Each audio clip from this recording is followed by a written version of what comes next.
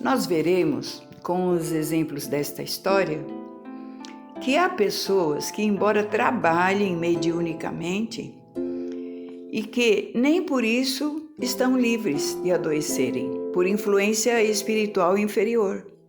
Devemos aceitar e estar atentos às nossas fraquezas e nunca esquecer do orai e vigiai. E o socorro espiritual virá. Fiquem agora com o primeiro capítulo de Socorro Espiritual. Viúva recentemente, Miriam ainda chora a morte do esposo. Lembra-se de seu corpo no caixão mortuário, onde tinha o aspecto de quem estava muito tranquilo, e chora novamente. Todos seus familiares e conhecidos esperam pacientemente que essa fase passe, pois a percebem muito debilitada e temem por sua saúde. Eles não previram que ela pudesse ficar tão abatida assim, pois o casal não vivia muito bem. Ele era alcoólatra e veio a desencarnar devido a uma cirrose hepática causada pelo excesso de bebidas alcoólicas. Miriam percebe, diante do comportamento de todos, que eles não entendem a sua dor. Mas só ela sabe, no mais íntimo de seu ser, o quanto essa separação física do marido a destrói e a torna infeliz. Foram 30 anos de casados, 4 filhos, 2 meninas e 2 meninos, já casados e criando os netos. Somente o caçula de 20 anos ainda vive com ela. Desentendiam-se sim, às vezes. Quando ele chegava embriagado e ela o repreendia, na intenção de que ele se corrigisse. E ele tornava-se agressivo, embora nunca a agredisse fisicamente, e cheio da razão. Foram anos e anos de muito sofrimento. Porém, ela entendia que ele era doente e tentou levá-lo para tratamento muitas vezes, sem sucesso. Porém, a vida deles não se resumia apenas nisso. Ele era um bom homem e, fora do problema da bebida, era trabalhador e honesto, e também sempre lhe dava demonstrações de que a amava e que amava sua família. O entendimento espiritual que Miriam tinha sobre a vida e sobre a morte deveria ampará-la nesses momentos de dor, e, no entanto, ela sentia que estava sozinha. Fora criada dentro da doutrina espírita, codificada por Allan Kardec. Conhecia os ensinamentos de Chico Xavier, de Valdo Pereira Franco e tantos outros nomes iluminados que lhe ensinavam sobre Jesus. E esse era mais um motivo pelo qual as pessoas não esperavam que ela reagisse tão mal diante do acontecido. Os amigos da casa espírita que ela frequentava vieram em sua casa para confortá-la e fizeram uma oração e a leitura do Evangelho, com preciosos esclarecimentos no capítulo 2, à página 49 do item 5 do Evangelho segundo o Espiritismo. A ideia clara e precisa que se faz da vida futura dá uma fé inabalável no porvir, e essa fé tem consequências enormes sobre a moralização dos homens, porque muda completamente o ponto de vista pelo qual eles encaram a vida terrena. Para aquele que se coloca pelo pensamento na vida espiritual, que é infinita, a vida corporal não é mais do que rápida passagem, em breve permanência num país ingrato. As vicissitudes e as tribulações da vida são apenas incidentes que ele enfrenta com paciência, porque sabe que são de curta duração e devem ser seguidos de uma situação mais feliz. A morte nada tem de pavoroso, não é mais a porta do nada, mas a libertação que abre para o exilado a morada da felicidade e da paz. Sabendo que se encontra numa condição temporária e não definitiva, ele encara as dificuldades da vida com mais indiferença, do que resulta uma calma de espírito que lhe abranda as amarguras. Embora a mensagem lhe esclarecesse sobre ter calma de espírito diante das dificuldades, essas palavras chegavam-lhe como se ela fosse uma muralha, e os ensinamentos batiam e voltavam, sem encontrar eco. Nem mesmo o carinho e a atenção dos amigos mudaram sua disposição de espírito. Perceberam então que ela poderia estar com depressão e a orientaram a consultar um clínico.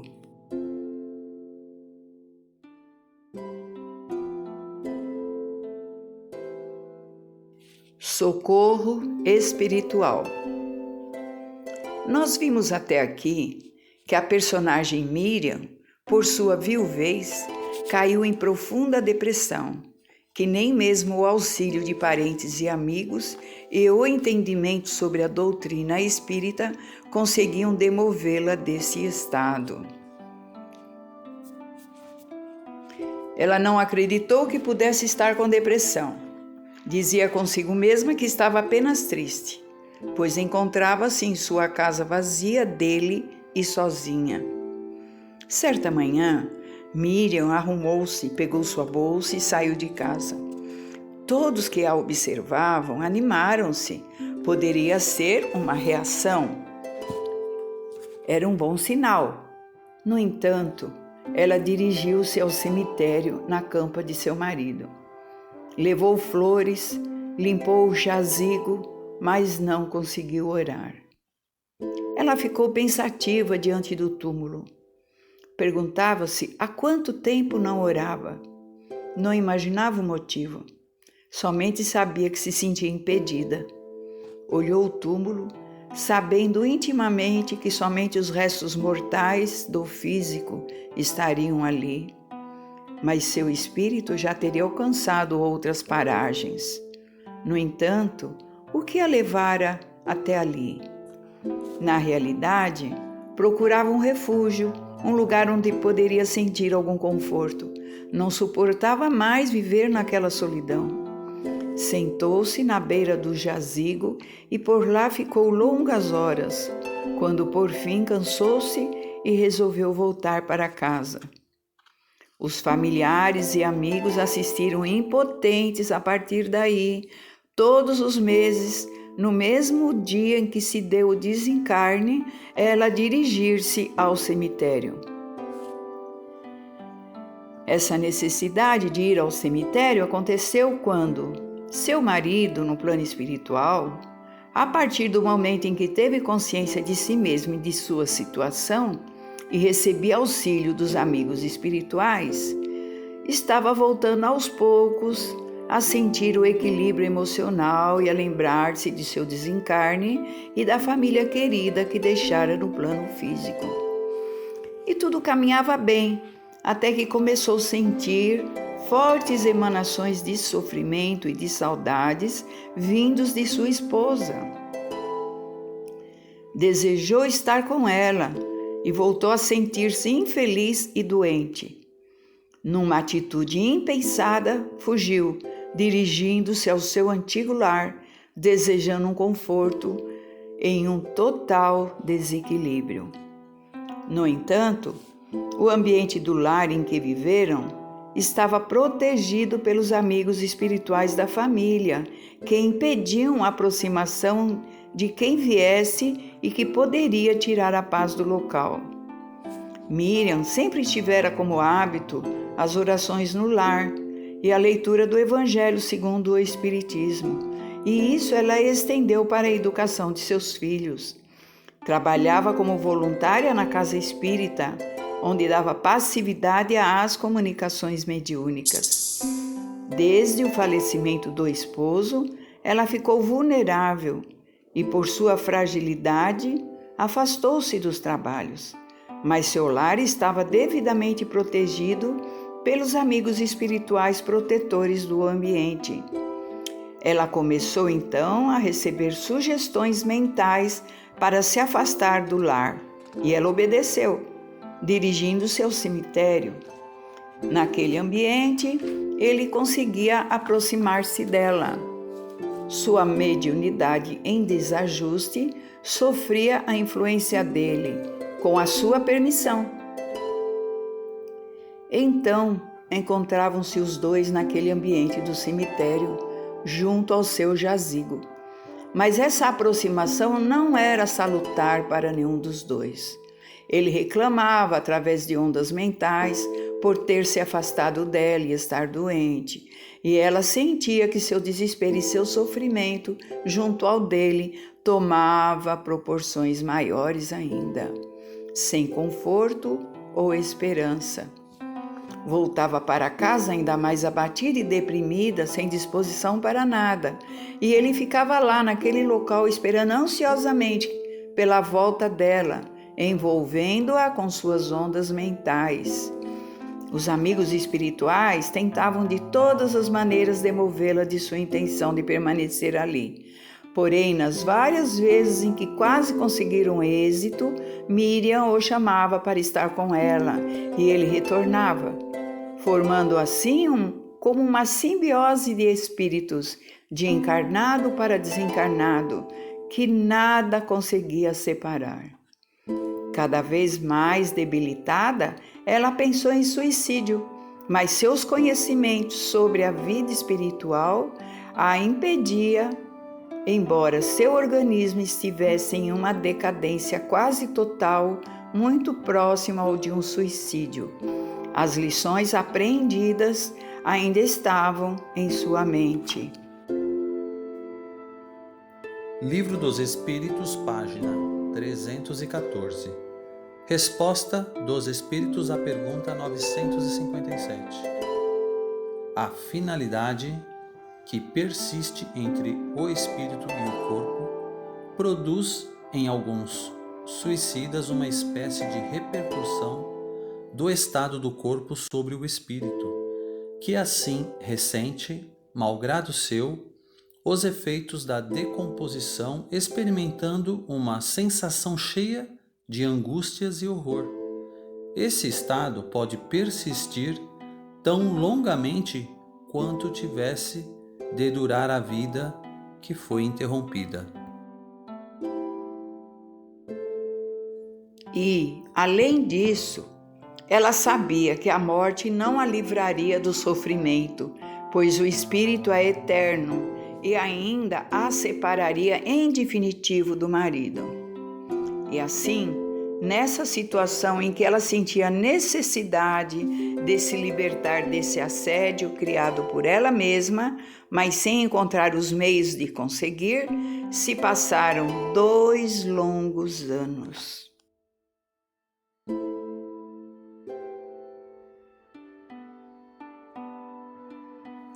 Socorro espiritual.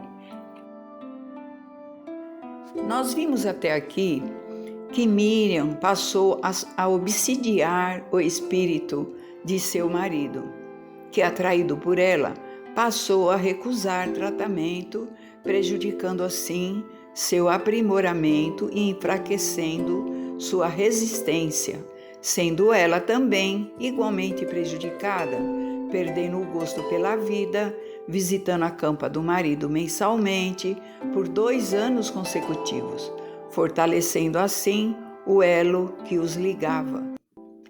No plano espiritual, havia muitos pedidos e preces de pessoas que desejavam interceder junto a Deus para favorecer a viúva, pelo seu passado de bondade e amor. Além disso, inúmeros desencarnados que já haviam sido beneficiados através das comunicações que seu trabalho mediúnico permitia, também desejavam beneficiá-la de alguma maneira. Seu anjo guardião ou protetor individual desejava ajudá-la, porém sentia-se afastado pela própria condição mental dela. Pergunta 495 do Livro dos Espíritos.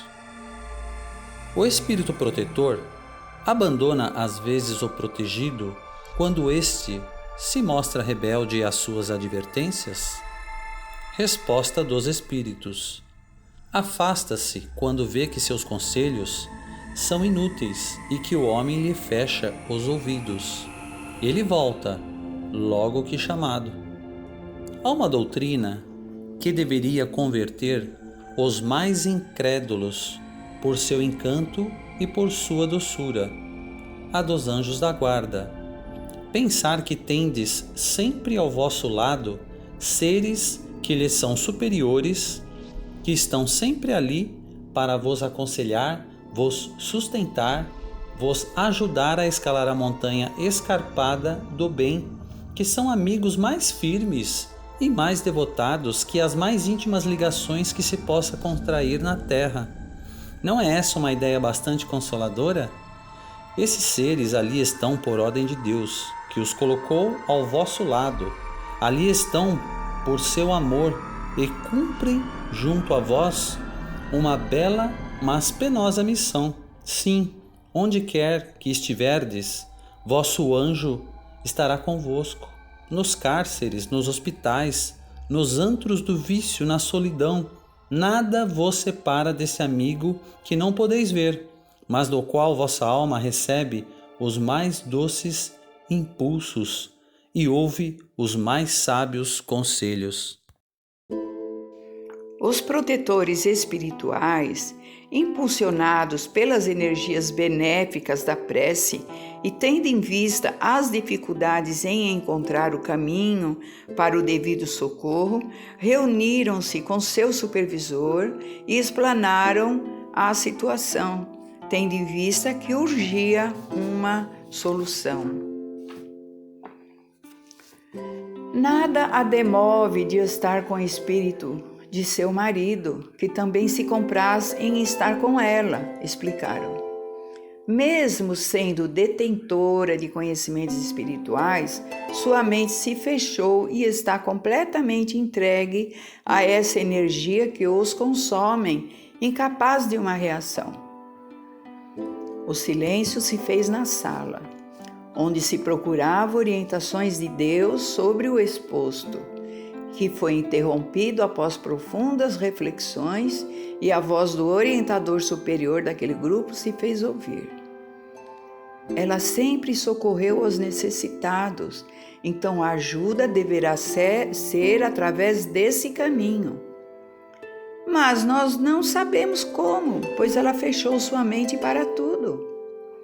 Ela deverá socorrer alguém muito próximo e a quem não poderá se esquivar em auxiliar. E os bons amigos entenderam a quem ele se referia, seu filho caçula. Miriam procedia à arrumação do quarto de seu filho. Trabalhava maquinalmente, pois sua mente estava sempre distante e povoada de pensamentos tristes. Deparou com livros jogados em todos os cantos e sua mochila, que usava para ir à faculdade, vazia, jogada embaixo da cama. Preocupou-se, pois ele deveria estar nas aulas naquele horário. Reparou que o quarto estava em maior desalinho como jamais estivera e desconfiou de algo errado. Esperou que ele voltasse, o que só aconteceu no final da tarde. Entrou apressado, apenas para se agasalhar e tornar a sair. Ela o interrompeu e pediu que se sentasse. Ela pediu informações sobre a faculdade. Ele hesitou, mas respondeu: "Sabe o que é, mãe? Eu desisti. Não tenho ido mais. Essa não é a minha." "Desde quando?" perguntou ela, temerosa da resposta. Acho que tem alguns meses. Pensei que você já soubesse." "E o dinheiro que eu te entrego todo mês para pagar as mensalidades?" "Tô ficando com ele, sabe, né? Tenho minhas despesas." Miriam sabia que seu filho caçula tinha alguns distúrbios, inclusive de alterações de humor, mas isso nunca tinha impedido que ele levasse uma vida quase normal. Tinha dificuldades na escola, mas conseguia aprender. Manter a disciplina de seu quarto e de suas coisas era também muito difícil para ele, mas com sua vigilância e autoridade mantinha sob controle. Mas agora, essa de abandonar a faculdade e ainda ficar com o dinheiro das mensalidades era muito preocupante. Sem saber como agir e lhe faltando energias, procurou auxílio em seu filho mais velho, que se comprometeu em vigiá-lo e saber de seus amigos e suas atitudes. Algumas semanas depois, ele a procurou, o semblante carregado. Mãe, não tenho boas notícias. Ele não sabia como dar o relatório sobre seu irmão, pois sua mãe parecia sempre abatida e teve receio de piorar sua situação. Porém, algo lhe dizia que devia colocá-la a par de tudo e que isso talvez a ajudasse a acordar para a realidade. Fala, filho, o que seu filho está aprontando? Ele tem bebido, mãe, e também usado o baseado. Oh! Foi a exclamação dela, lembrando-se do vício do marido. E tem mais. Ele reunia-se com os amigos na faculdade apenas para se divertir e não comparecia às aulas. E agora a abandonou completamente. Tem andado em péssimas companhias.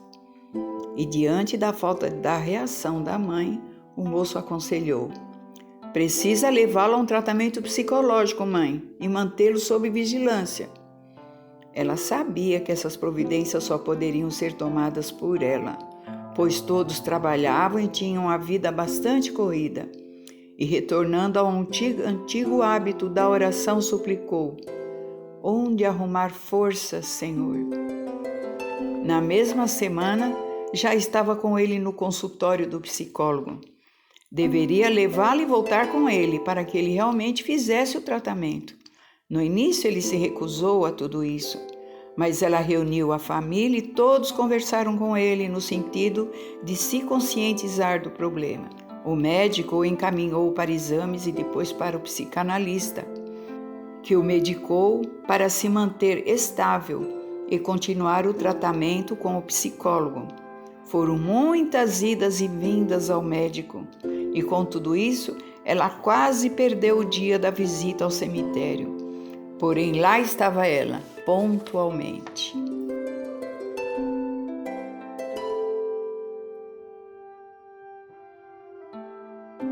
Socorro espiritual. Até aqui, Miriam continua envolvida com a presença espiritual do marido, que, atraído por ela, se recusa a retornar. O plano espiritual envia auxílio para desviar sua mente, envolvendo-a em outros problemas que exigiam sua atenção e estavam sendo negligenciados, e por isso se agravaram na situação psicológica de seu filho. A orientação recebida por seu mentor espiritual era no sentido de que, através do auxílio a outras pessoas, muito próximas e queridas dela, ela poderia auxiliar a si própria. O filho de Miriam prosseguia recebendo tratamento, porém seu estado mental demorava para reagir. E isso era mais um motivo de sofrimento, que se perguntava se Deus teria se esquecido dela. Essa situação demandava muito esforço de sua parte, mas não se sentia preparado para isso. Seu filho necessitava que ela estivesse sempre alerta e vigilante, além dos remédios em horários estipulados, os amigos que frequentavam sua casa, sobre os assuntos que conversavam, o que assistiam em seus aparelhos eletrônicos e muito mais. Tarefa muito difícil para cumprir em um rapaz de 20 anos. Como se isso não fosse suficiente, certa manhã recebeu uma visita inesperada.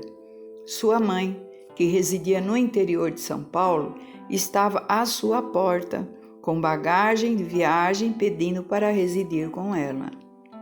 Disse que estava doente e necessitava de tratamento para problemas cardíacos em São Paulo e que precisava dela. Miriam pensou em negar, lembrando de seus próprios problemas. Porém, vendo a mãe idosa e doente, hesitou.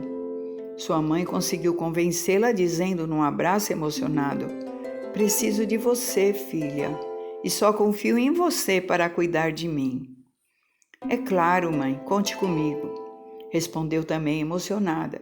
Sabia o quanto amava aquela mulher corajosa e decidida, a quem devia a vida, e pensou consigo: Deus há de me dar forças.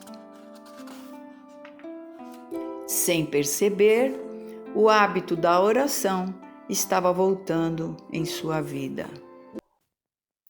Do livro O Evangelho segundo o Espiritismo, capítulo 27, página 300. Por isso vos digo, todas as coisas que vós pedirdes orando, credes que haveis de ter, e que assim vos sucederão. Marcos capítulo 11, versículo 24. Explicação no item 7. Seria ilógico concluir-se desta máxima que basta pedir para obter. É injusto acusar a providência se ela não atender a todos os pedidos. O que Deus lhe concederá se pedirdes com confiança é a coragem, a paciência e a resignação. E o que ainda lhe concederá são os meios de se livrar das dificuldades com a ajuda das ideias que lhe serão sugeridas pelos bons espíritos, de maneira que lhe restará o mérito da ação.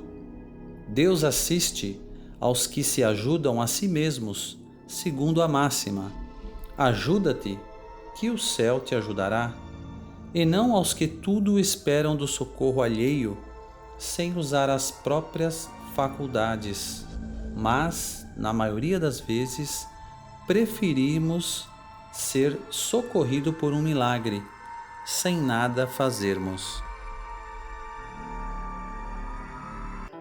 Os dias passavam, sobrecarregados para Miriam, que entre cuidar de seu filho e sua mãe, que passara a morar com eles, acompanhando-a ao médico, consultas e exames, e ainda ser a única a se responsabilizar pelas tarefas domésticas.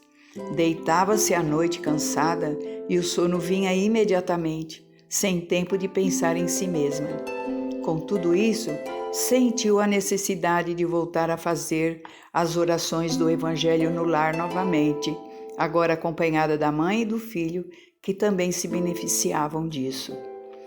O dia esperado pelo espírito do marido chegou e ela não compareceu ao cemitério, naquele encontro macabro, aguardado pelos dois. Não que ela tivesse esquecido, porém acompanhava sua mãe ao médico naquele dia. Os amigos espirituais aguardavam aquela oportunidade de ver os dois se desligarem mentalmente para oferecer socorro ao marido, que por encontrar-se completamente debilitado e em sofrimento e na desesperança de poder estar com ela, deixou-se levar para a colônia de tratamento no espaço. Quando esse desligamento ocorreu, Miriam sentiu suas emoções alternando-se em alegria e em tristeza. Entendeu que algo estaria acontecendo e pediu ajuda para o seu anjo da guarda, para que a fortalecesse e auxiliasse a entender.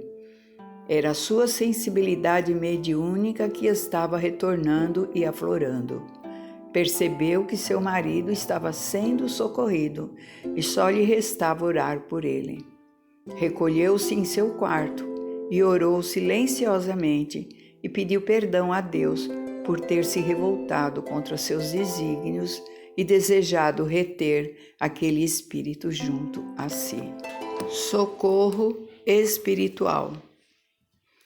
Acompanhamos até aqui que os amigos e protetores espirituais da viúva e da família procuraram orientação superior para socorrê-los e que o melhor caminho seria envolvê-la em outros problemas de auxílio ao próximo para salvar-se a si própria.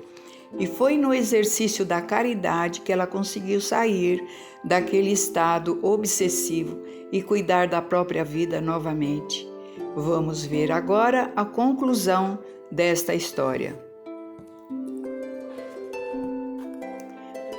Porém, a batalha estava apenas começando. Teria um longo percurso de dificuldades pela frente.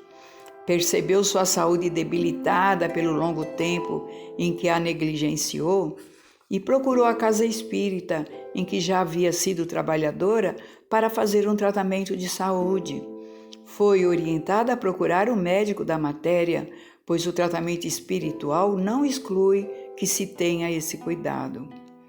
Após exames, constatou anemia grave e que o médico, devidamente orientado pelo plano espiritual, prescreveu a medicação correta.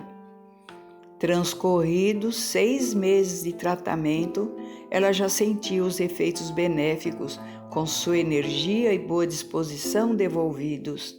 Desejou então voltar a desenvolver seus trabalhos no centro, pois sentia necessidade de doar suas boas energias e também de recebê-las. Além do mais, devia receber orientações e interceder a favor de seu filho, que começava a mostrar alguma melhora, mas que ela precisava estar fortalecida para ajudá-lo. Solicitou, então, entrevista com o dirigente de seus trabalhos e conversou longamente e expôs claramente a situação que vivenciou, sem constrangimentos, pois todos eram conhecedores de seus problemas e tentaram ajudá-la por várias vezes. Gostaria de entender, falou ela, o que aconteceu comigo. Parece que tive uma venda nos olhos e não consegui reagir bem aos acontecimentos, embora eu fosse trabalhadora da casa e conhecedora da doutrina. Penso que isso nunca deveria me acontecer. Mas foi por isso mesmo que aconteceu, respondeu o dirigente. Foi por você se sentir protegida e superior a esse tipo de obsessão. Não se preveniu e nem orou, e ficou de tal maneira envolvida em ondas negativas que se recusou a receber auxílio. A única coisa que nos restou foi orar por você. E isso a socorreu, e também a sua folha de trabalho, onde auxiliou tantas pessoas. Lembra-se das palavras? Orar e vigiar? Sim, eu não consegui orar e nem vigiar meus próprios pensamentos. Você ficou muda e cega diante do sofrimento. Era como se outra pessoa estivesse agindo por você, como se tivesse sido retirada do corpo físico e colocada para dormir em algum lugar, ou então desencarnado junto de seu marido. Não sabíamos como intervir ou despertá-la disso. Creio que isso me torna incapaz para continuar minha tarefa mediúnica, concluiu ela, baixando a cabeça com os olhos cheios de lágrimas. Não, minha amiga, não se sinta dessa maneira. Somos seres humanos, nossas imperfeições estão acima do aprendizado. Estamos aqui na casa aprendendo com Jesus todos os dias. Porém, quando temos oportunidade de vivenciar aquilo que se aprende, nossas fraquezas se sobrepõem. É um caminho árduo e somos testados todos os dias. As pessoas não precisam ser as melhores, mas só precisam fazer bem aquilo que aprendeu. Em nossa luta diária, eu fico só comigo mesma. Então, é a oportunidade de agir conforme nos foi ensinado e muitas vezes fracassamos. E isso não aconteceu somente com você. As pessoas que se sentem acima de qualquer fraqueza e por isso não recorrem às ferramentas de defesa que conhecem, como o autopasse, evangelho no lar e as orações. Essas são as principais vítimas dessa situação. Porém, todos os dias temos oportunidades de recomeçar e sempre podemos contar com o socorro espiritual. Miriam retornou às suas atividades normais com mais afinco e dedicação que antes. e além de auxiliar os assistidos que comparecem na casa espírita em busca de esperança, continua cuidando de seu filho e de sua mãe. Fim de Socorro Espiritual. Hoje reflito em como Deus cuidou de mim em todos os momentos. Trecho da crônica Uma Força Estranha, do livro Sonho e Fantasias, Cleide Ruiz.